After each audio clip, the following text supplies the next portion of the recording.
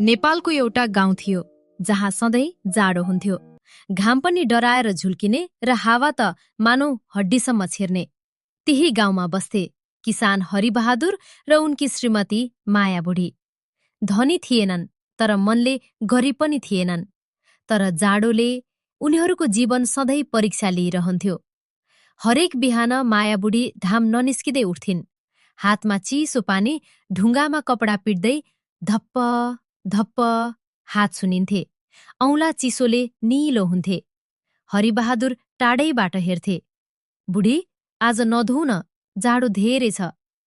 माया बुढी मुस्कुराउँथिन्। कपडा नधोए कसरी हुन्छ? लुगा नधोए त गरिबी देखिन्छ। एक दिन छिमेकी गाउँबाट आएको पाहुनाले भने, अहिले त वासिङ मसिन आए रे, लुगा आफै धुन्छ। माया बुढी चुपचाप सुनिरहिन्। राति सुत्दा उनले हरिबहादुरलाई बिस्तारै भनिन्, बुढा, एक दिन हाम्रो घरमा पनि लुगा आफै धुने मिसिन आयो भने मेरो हातले आराम पाउँथ्यो होला है? हरिबहादुरको मन चसक्क भयो। त्यो रात हरिबहादुरलाई निन्द्रा लागेन। म त खेत जोत्छु, जाडो, घाम, पानी सहन्छु, तर मेरी बुढीले ढुङ्गामा कपडा पिट्नुपर्छ। उनले मनमनै बाचा गरे, जे भए पनि मेरो बुढीको हात बचाउँछु। भोलिपल्टदेखि हरिबहादुरले बिहान खेत, दिउँसो अरूको बारी, बेलुका दाउरा बोक्ने, राति चौकीदारी सबै काम गर्न थाले। गाउँले भन्थे, किन यति दुःख गरिरहेको? हरिबहादुर हाँस्थे, सपना सस्तो हुँदैन। उनीहरूको छोरा राजु 10 कक्षामा पढ्थ्यो। एक दिन उसले आमालाई कपडा धुँदै गरेको देख्यो। आमाको हात फुटेको, रगत निस्किएको। राजुले आँसु लुकाउँदै भन्यो, आमा, म ठुलो भएपछि तपाईलाई मेसिन किनिदिन्छु।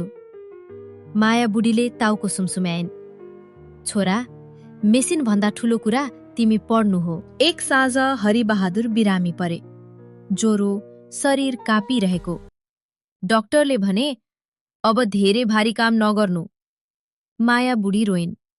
अब त त्यो सपना पनि सकियो होला। हरिबहादुरले कमजोर स्वरमा भने, सपना, बिरामीले मर्दैन। हरिबहादुरले अन्तिम निर्णय गरे। गाउँको साउलाई भेटे। मजदुरी गर्छु, पैसा काटेर राखिदिनुस्। हातमा छाला थिएन, तर आँखामा आगो थियो। एक बिहान हरिबहादुर घर आए, साथमा एउटा ठूलो बक्स। माया बुढी डराइन्। के हो यो? हरिबहादुर मुस्कुराए। बुढी, तिमीले देखेको सपना। बक्स खोले, वासिङ मसिन।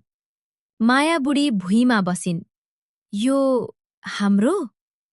उनले मेसिन छोइन्, मानौ भगवान छोएको जस्तो। त्यो दिन माया बुढीले कपडा पहिलो पटक मेसिनमा राखिन्। पानी चिसो थियो, तर आँसु तातो। मेरो हात अब दुख्दैन बुढा। हरिबहादुर चुपचाप रोए। छिमेकी आए। गरिबको भरमा मेसिन? हरिबहादुरले भने, गरिबी पैसामा होइन, सपना नदेख्नुमै हो। राजु पढेर इन्जिनियर बन्यो। पहिलो तलब पाएपछि भन्यो, आमा, आजदेखि म तपाईको वासिङ मसिन हुँ। सपना सानो भए पनि त्यो पूरा गर्न मन ठूलो हुनुपर्छ। जाडो गाउँमा पनि माया भए तातो भविष्य बन्छ। श्रीमान श्रीमतीको सम्मान सबैभन्दा ठूलो धन हो। जाडो गाउँमा वासिङ मसिन मात्र आएन, त्यो घरमा सम्मान र माया बस्न आयो।